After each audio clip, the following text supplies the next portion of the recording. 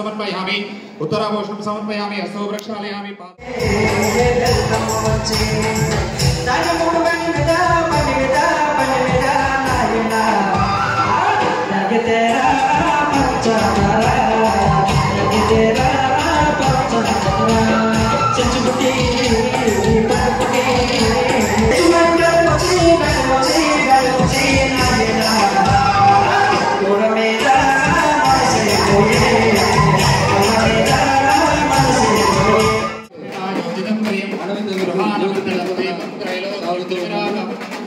देवं ज्योति परब्रह्मा देवं ज्योति तमोमहं देवेन साध्यते सर्वं सद्यः देवं नमोस्तुते साधुत्रैलोक्यमहत्कारमानकी भक्त्या देवं प्रयच्छामि देवाय परमात्मने राधिकामरगाधुपरादिवे नमोस्तुते देवं ज्योति परब्रह्मा देवं ज्योति तमोमहं देवेन साध्यते प्रमाणमङ्गलं देवं त्रैलोक्यमहत्कारमानकी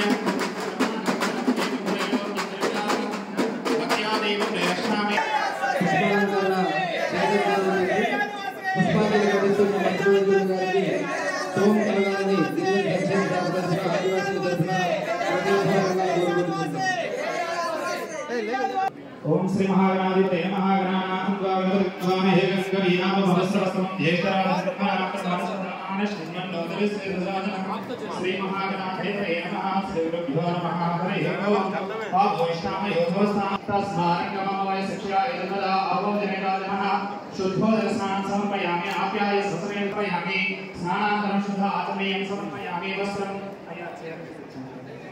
अभिवस्त्राः स्वास्ति हर्षावि देवसुराः भूयमानाः विचित्राप्रदेन गण्याभ्यासनाटदनो देवसोमाः वस्त्रैकं समर्पयामि जन्नद्वारान्तरादृशां नित्यपुष्टां गरीश्वरीं ईश्वरीं सर्वभूतानां ताभ्योपयेष्वो यङ्गलदुष्टिनां सुगन्धधूपमाग्रापयामि सुगन्धधूपं दर्शयामि दीपं साध्यं त्रिवर्ति सुव्यक्तं वक्षणा योजितं प्रियं गृहामङ्गलं देवं त्रैलोक्यं त्रिविरागहं गत्यादेवं प्रेषामि देवाय प्रभात्करे प्रायमामनगाध्वरामि नैवेद्यं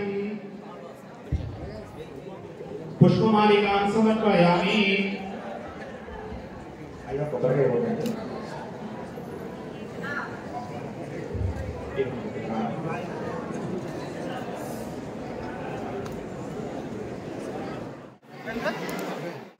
ప్రపంచ ఆదివాసీ దినోత్సవం అనేది మనం ఎందుకు సెలబ్రేట్ చేసుకుంటామని మనం ప్రశ్నించుకోవాల్సిన అవసరం ఉంది.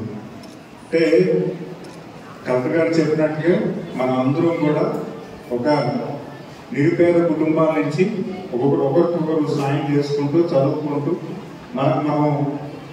మనగా బాగా చేసుకుంటూ వచ్చిన వాళ్ళు. అందులో అడవుల్లో కొంచెం వెనకబడ్డారు, కొంచెం నగరం ప్రాంతం ఏర్పడిన దగ్గర కొంచెం మెరుగుపడింది.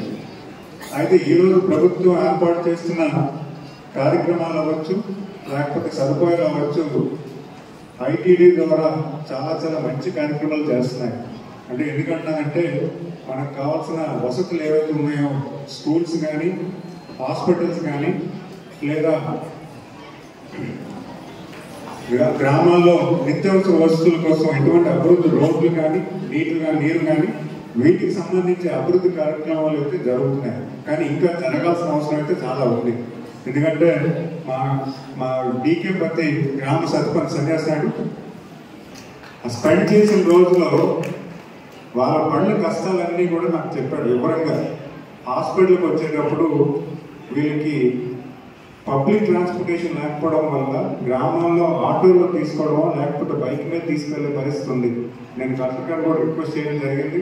వెంటనే ఫీల్డ్ వెహికల్స్ ఏవైతే ఉన్నాయో మనకి అందుబాటులో చేస్తారు.